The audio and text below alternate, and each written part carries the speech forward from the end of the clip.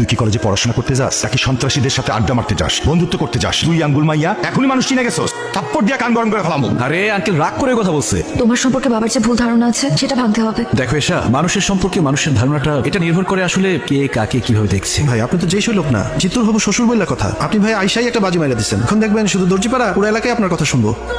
আসসালামু আলাইকুম জিতু সাহেব, আপনার সঙ্গে আমার একটু কথা ছিল, আমাকে একটু সময় দেওয়া যাবে? ওয়ালাইকুম আসসালাম আঙ্কেল, আপনি আমার সাথে এইভাবে কথা বলতেছেন কেন? আপনি তো আমার মুরব্বী।